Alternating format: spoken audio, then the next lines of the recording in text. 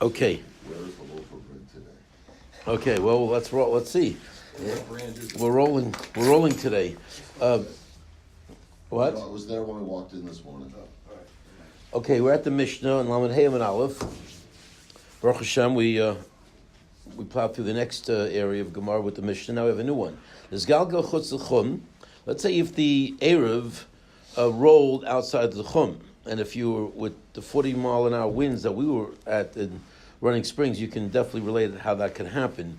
You put your Eruv one place, and before you know it, it rolled out, and it's no longer in the 2,000 Amma realm, and now it's 2010 Amos or 2005 Amos. Then we'll see. About the loaf of bread, or are we talking the closet that it's in?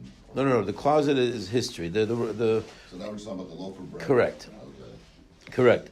Yeah, I mean, you can probably blow a closet too. That'd be a little bit harder. Or nafel of a gal, or some kind of pile. He fell on it, so now it requires major. What's it called? Excavating. Very good. To get it out. Okay. Onisraf, or it got burnt. Kid comes by and lights a match to it, and your challah now becomes ashes. Okay. Truma v'itmas, or if it was truma and it became tameh, which now renders it inedible, even to a kohen. This is all during Shabbos, or is this Ben Hashmasha? When does all this happen? You sound like a Chofetz Chaim guy who can't read to the next word to see what the circumstances are.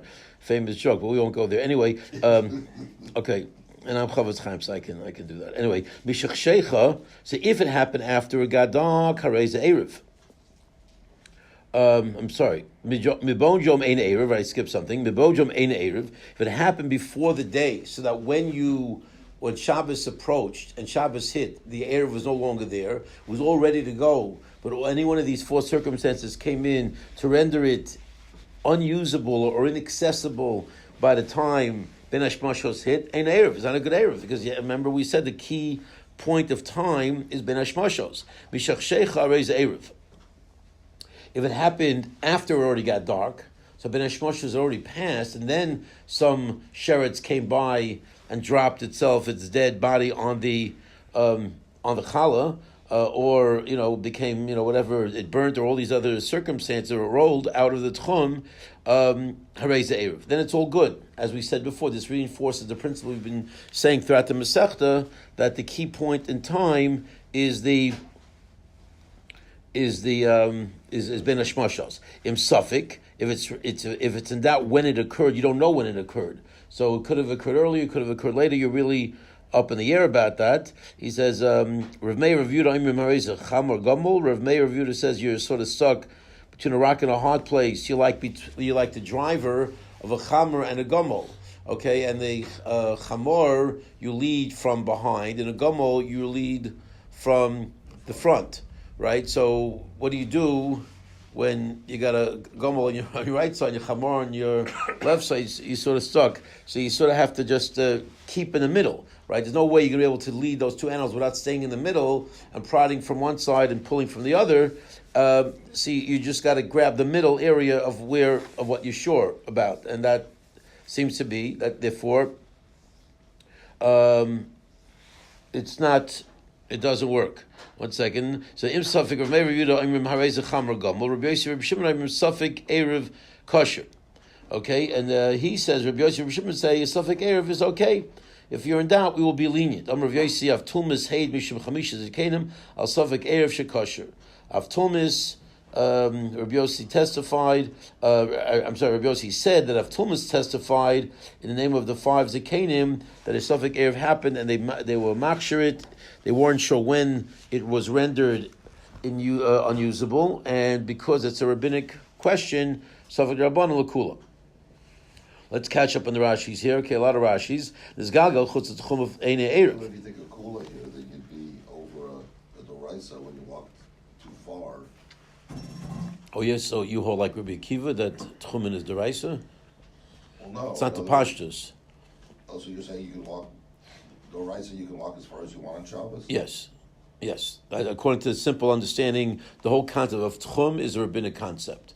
There are people who will learn about them soon. We learned about them before, that there are people who hold Tchum and Doraisa, but it's not the mainstream position. Mainstream position is that this was rabbinically enacted, whatever the various motivations they had. So let's see Rashi. Zgagal chutz chum eina erev. Hoyel v'yesh mi beisay shulon sham ad erev yosim al payim ama. Okay, since it's from his house to where you want to rest. Now, because of the wind, because of the rolling, it went more than 2,000 amas. Okay, because now, however you turn, wherever you want to claim your abode is where you corner your living quarters. Okay, you can't get it. I mean, so bottom line is, so if it's your house, you can't walk to the Eruv. And if it's the Eruv, you can't get to the Eruv. So you're stuck. Basically, you don't have any special, your Eruv is basically rendered useless. That's it. It's like you never did it. Nafal of Gal, or a heap fell on it. Okay,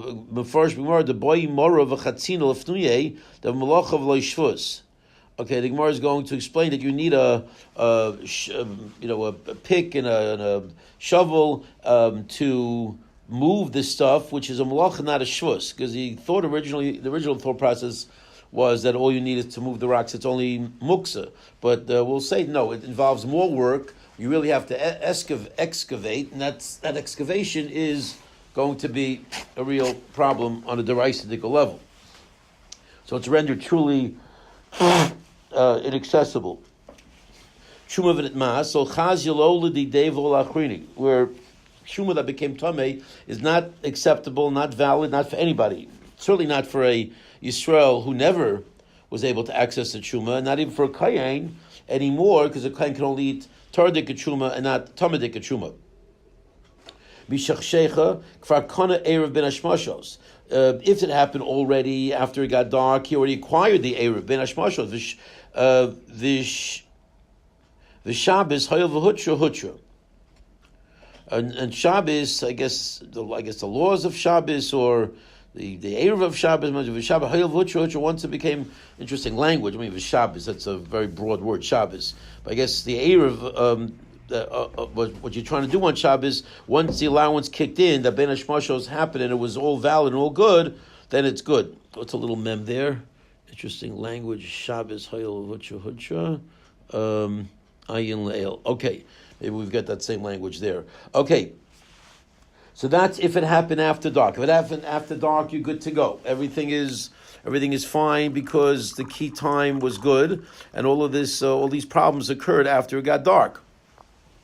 Suffix. Let's say you're not sure, and if it happened before, then you're stuck. Then your bechal there's nothing to do. If it happened before Shabbos, Ben Hashmashos sits. Let's say suffix im bojom im shachshecha. You're not sure when it became problematic. Was it before Shabbos or was it after it already twilight hit, when the Ben Hashmashos already hit? Harei chamar gomel. The misafkalon ikoni leize erev. We're now doubtful. Was the erev initiated? Did it actually have a chance to kick in? And his house is there here. If indeed it did kick in. And now he's got 2,000 amas from either side because his abode just became, he just acquired a much bigger place to go. V'hifsid apayim sheme'ever beis of ahala, and by doing so he lost. Right, it's really like a double-edged sword. If you acquire your shvisa there, then you can get there because it's within 2,000 amas, but you can't go in the other direction. I know he says a chol ruach, but I guess any ruach you set it for, that's what he means. But you can't go in the other direction from your house because your real shvisa is the challah. So you can get to the challah, that's the good news, because it's within 2,000 amas of where you started from your house, but you can go there and go 2,000 amas beyond. But to go in the other direction, you can't go, because if your real shvisa is the challah, then and you're 2,000 amas, and go in the other direction, you're already going to be beyond the tchum. So you're committing it when you make an erev, you're committing yourself. That's where you want to go. You can stay in your house, you're fine there, but you've moved in the other direction, take a hike in the other way. That's a problem. Oh, shemalo kon erev, or maybe you did not kind of the erev. Maybe the erev was already messed up before Shabbos hits. That's the doubt. We basically shel payim l'chol rach. Okay, and you now have 2,000 from your house. Okay, that's what it means. Hacha means from the place of the challah, right? So in other words, do you say the erev is kaina and you have 2,000 amas from the chal in any direction? That part, that's true. If you read it that way, that's the way you're supposed to read it. Then that would work that way. Or maybe no, in which case the 2,000 amas only gets measured from your home because the erev didn't work because maybe the erev was already gone and messed up before Shabbos hit. In which case you have 2,000 amas from my house, but not from the erev because the erev didn't kick in. And then it would be 2,000 in any direction. 2,000 in any direction, right? It's always 2,000 in any direction from where you acquire, from where you're kind of shvisa. Question is, where were you kind of shvisa? Was it your house or was it the erev? Correct. Well, did you anywhere? In other words, if you did it at wherever this loaf of bread is 2,000 amas from your house, and it turns out it rolled away or whatever it is, and it's not there, and you didn't do it in your house. Your house is your house. You don't have to do anything to make your house your abode. Your house is your abode because you're living there. So that you're setting up where the bread is. So the bread could replace your house if that's you have that machshava, but you tried, but you messed up. The thing burnt up before Shabbos hit. So what you did there is irrelevant. It was an exercise in futility, and you're stuck. Like it's like any Jew who didn't make an erev tchumen. You have 2,000 amos in any direction from your abode, which could be your city. In other words, your abode could be a pretty big place. In LA, all of LA is one big place. So you have 2,000 amos from either direction, wherever you want to go around your city. Or in this case, your house. I mean, in this case, your house is just in the middle of nowhere. So umach mesafik nasa leilach ela paim amma sheben beisel eruvo. So now, because of this Chamor Gomel situation, all you have now, because you don't know, all you have is 2,000 amos between the house and the Erev, but you can't go in either direction. You're stuck, just like that camel driver with the donkey is stuck between those two places. You can't go not one amma beyond the Tchum and not one amma beyond your house. Because you all you got, since you have to be machmer in all both directions, you got that middle area, which for sure manav shach is good, but not beyond. Okay, Shebein Beisalei Ruva. The Manushach, Pahanach Mishteri, because Manushach, this is okay, when the third wide line of Rashi's, Aval Paim Shemei Ruva Ve'elach Lo. But you can't go 2,000 from his Erev and on, Delmo Loikon Erev. Maybe the Erev did not work because it burnt up before Shabbos. Ubeis of Elach Nami Lo, and you also can't go from your house in the other direction 2,000 amis like you normally would. Delmo Kona Erev. Maybe the Erev did work, in which case you lost this schos of your house. It's no longer your official abode, that is, and you can't go in the other direction. So each one is dragging you in this direction and telling you don't go in the other direction. Like a man who is leading a donkey v'gamol and a gamol at the same time, where it's really not a good situation. The chamor goes in front of you. Okay, this one is guiding it, I guess, from behind. But the gamal he has to pull. And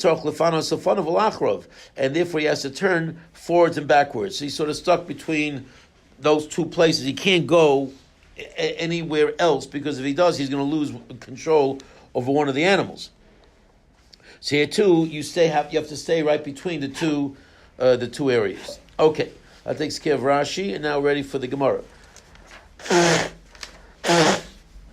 So this galgal chutz l'tchum. So the first case is rolled outside the tchum. Amar Rav Leishanu el shes galgal chutz l'tchum, chutz l'arba amos. It's only true if you rolled outside of your 4 amos, right? Our good friend Rav again. We can't forget Rav. He's one of the big highlight halachas of the Masechta, that when you make an erev, you kind of 4 amos of that erev. So you have another 4 amos in terms of the rolling beyond where you really put it. I will talk dalar amos, but if it's within the 4 amos, when you put your erev down, you get 4 amos. So even if it rolled 3.9 amos, you're still good to go because it's within where you started. It's not out of where you originally put it. So the Rava's halacha could save you a lot of aggravation in the case where rolled a little bit but didn't roll too much. Okay, let's keep going. And I know Rashi and also said Ruva hov and eskav and liktor sham shvisa. Since you're a tent was to make this your abode, this your place of dwelling for this Shabbos. Yesha arba amos. You have 4 amos in any direction around that Eruv. You draw a circle around the Eruv. I assume not a square. I assume a circle, and you are given that area as an extension of your Eruv.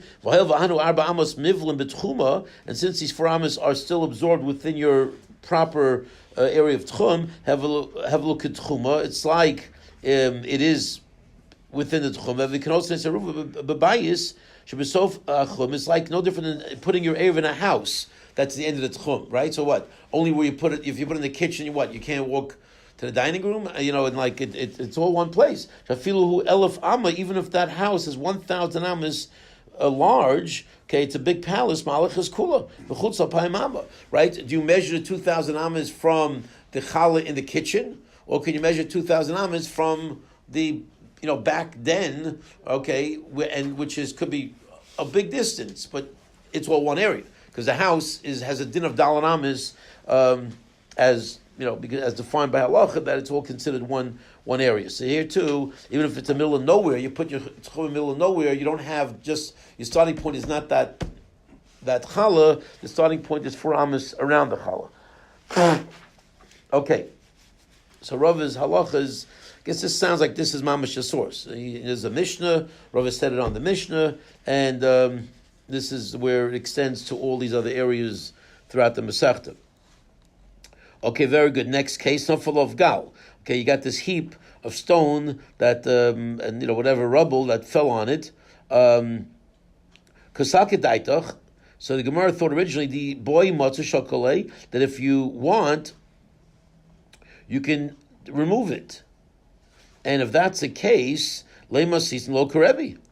Okay, no, it's not a deraisa, it's only rabbinic that technically I can move these stones. The stones are muksa, but technically I would be able to access it by moving the stones, in which case, lo karebi.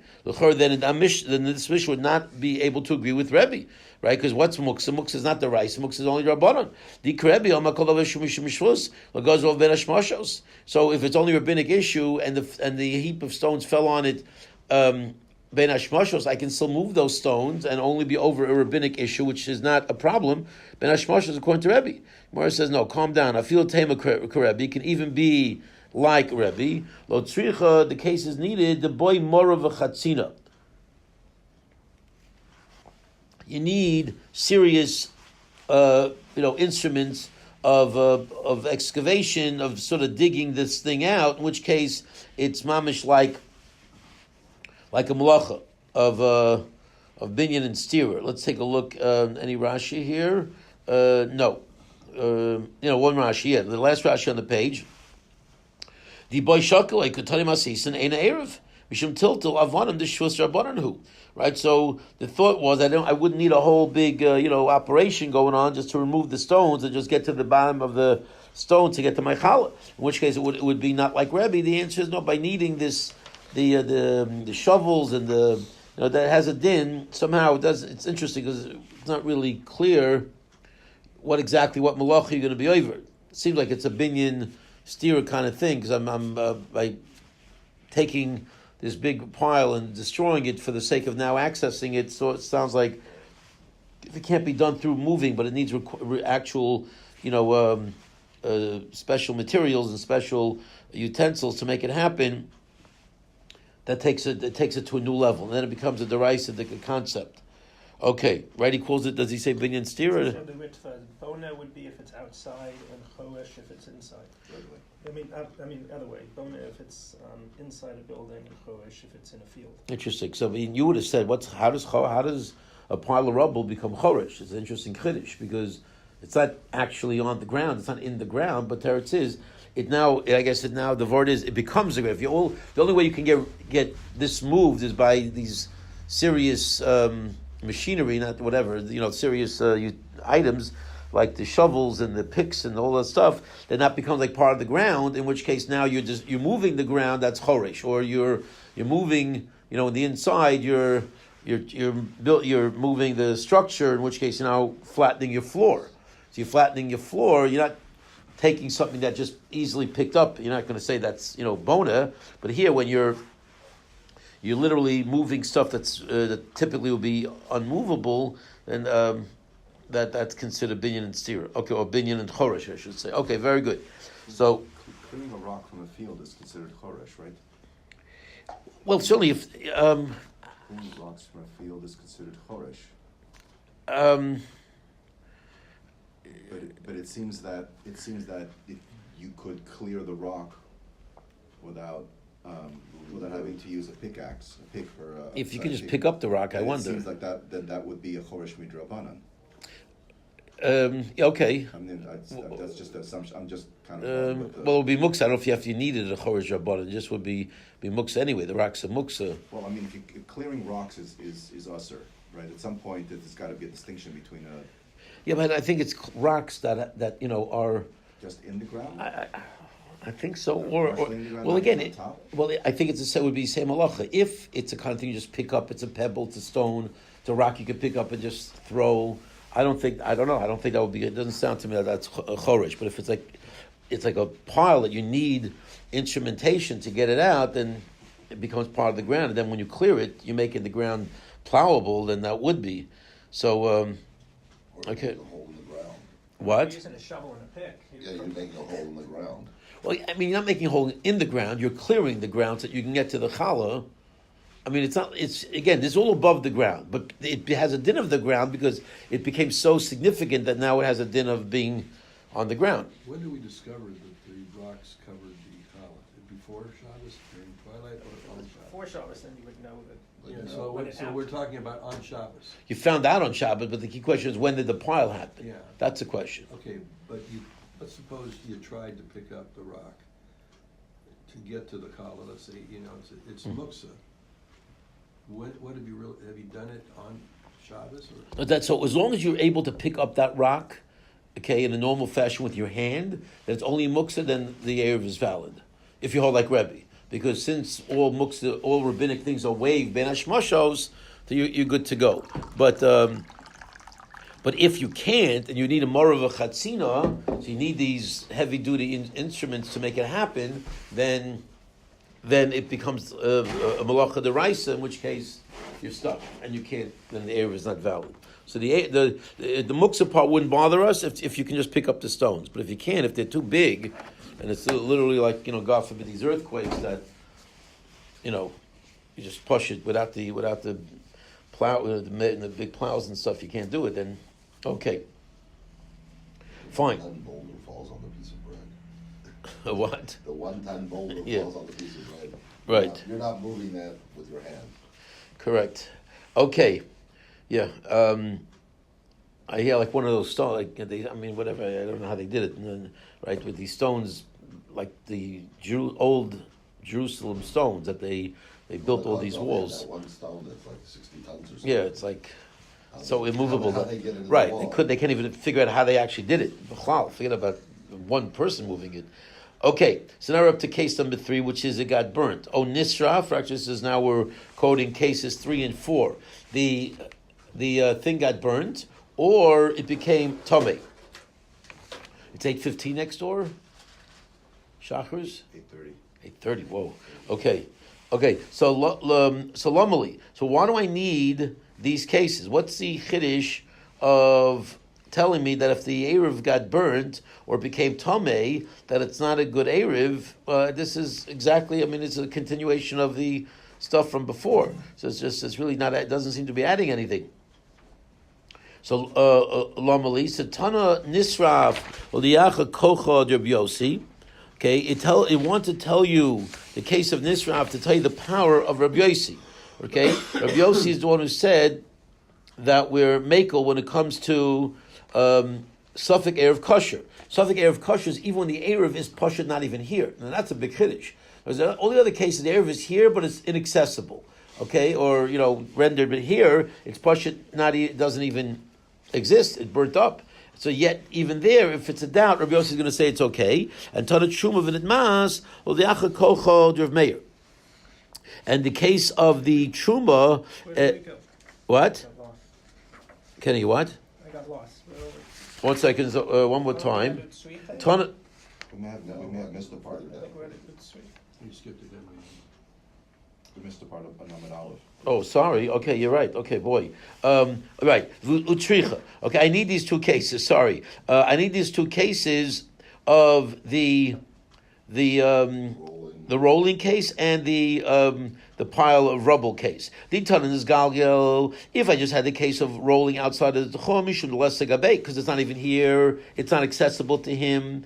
Okay, because it's outside the Tchum. So no matter how much I jump on my head, it ain't going to happen. I'm not going to get there. It's outside of my legal area. I will not love Gal, but in the case where the pile falls on top of the Chala, the Iseg Abe, it's right there. Right? If you had some special, become like some superpower guy who can walk through stones, you get it. It's sitting right there. Love Erev.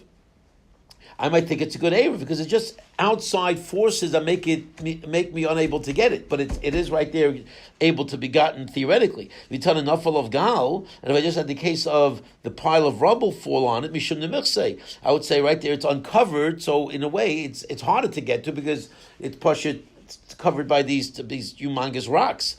Avnus Galgel, but when it just rolls away, so right now it's 2,005 amos away. Oh my gosh! But I can't get there. Luckily, I cannot get there. But who says you can't get there in 5 minutes? Zimnum de Osizika. Maybe a wind will come. Umaisila. It'll bring it back to you. In which case you will be able to get it. So there's no wind that's coming. It's going to bring that under the rubble back to you. It's gone right now. Okay, until you bring those shovels and those plows, it's gone. So, but over here, where maybe the wind can bring it back, Ema Levi, or maybe there, I'll say, you know what, we'll cut this guy a break and we'll allow the Erev to work because a wind, just like a wind took it, a wind can bring it back. But that means they won't have to change direction. Okay. You never heard of a swirling wind? Oh, come on, well, I'll take you to a ball game on a windy day and we'll watch the flag and we'll see how it blows in different directions throughout the game. And you'll see how that works. Okay. I thought it usually goes in one direction. No, I guess normally it goes one direction, but you could have a swirling wind. And wind's definitely... Okay. So maybe a wind will come from the other side and blow it back. So the Chiddush is that in both those cases, if it happened before Shabbos, it does not work. The Erev is not valid. Now we get the next two cases. So, Lamuli, what do I need these next two cases for? So, now this is where we are. So, Tana Nisra, for turning the page, Oliacha Kocha de Rabbi Yossi. We learned the case of Nisra to teach me that Rabbi Yossi's leniency is even by a case of it burning up. And Tana Truma, and the case of Truma V'Mas is there to teach me the power of Rav Meir that even this doubt will not be acceptable. We're going to be machmir that it's going to not be an Erev. Even in the case of Truma V'Mas, where the Truma is intact, it's just not edible. Let's see Rashi. That even though it's not in the world, it does not become prohibited from a doubt. You're going to allow the validity of the Erev to work. The other one is Odach Kochader of Meir. The other one teaches me the power of Meir. The Afagav the Yeshna B'Olam, even though it is in the world. V'Yeshleimar Hamidena Beben Hashmoshos Al Cheskasa.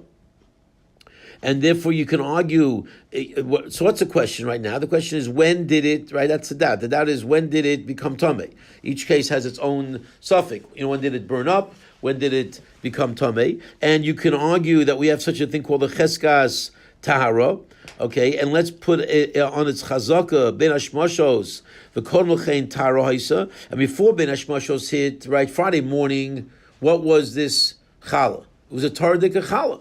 Right, the sheriffs didn't come into the scene till 4:00 in the afternoon, or maybe later. We don't know. Was it 4 or was it 5? Was it early? Was it later? So since you can argue, we have such a thing called chazaka, status quo. Status quo says whatever was continues to be till the latest possible time. So therefore, and therefore, I might think that Rav Meir would agree that when it comes to the cheskas tara, that would tilt the balance in favor of the Erev being kosher. Afilochi, the Chiddush is lo amrina chazaka l'kula. We don't employ the mechanism of a chazaka to be lenient to allow the Erev to work. We would use it l'chumra, but we don't use it l'kula. Interesting. Okay, right. So now we're throwing in the chazaka factor, which is going to become a factor as we continue in the Gemara. Okay, fine. So let's get into these different opinions over here. The Sover of Meir, second line from the top. The Sover of Meir, Sveikel Chumra. Does there Meir really hold that from a doubtful position with Machmer when it comes to these chazakas, we don't allow chazaka to paskin lakula? Vatran. What about this Mishnah? Tommy Shor Litvol, a Talmudic guy that goes down to go to the mikveh, Savik Tavel, Savik Loy Tavel. Did he go into the mikveh? Did he not? Did he fully immerse? Did he not fully immerse? Vafilo Tavel, even if he fully immersed, Savik Tavel Be'arbarim Saw, Savik Loy Tavel Saw. Which, did he go into the mikveh when it had 40 saw, or maybe the mikveh didn't have 40 saw. Right now we measure it, and it seems like it's at 39.8.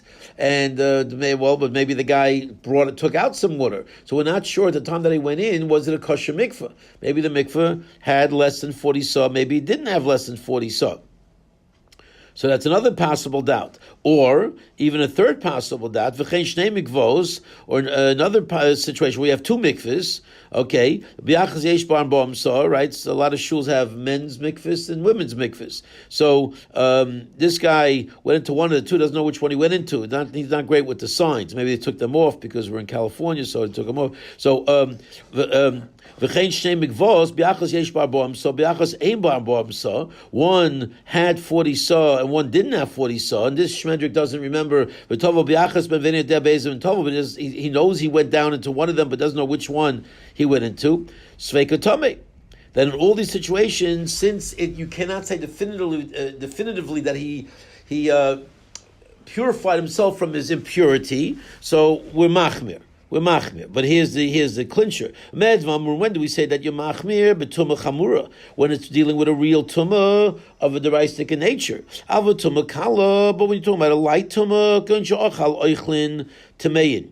Like, for example, you ate tamadika food, v'shosa mashkin tameyin, and you drank tamadika drinks, which under normal situations will not render you tumah, right? By now we know that there's no deraistic liquid that could make a man tummy, because in order to make a man tummy, you need to be an av, and the liquids don't become avos, okay?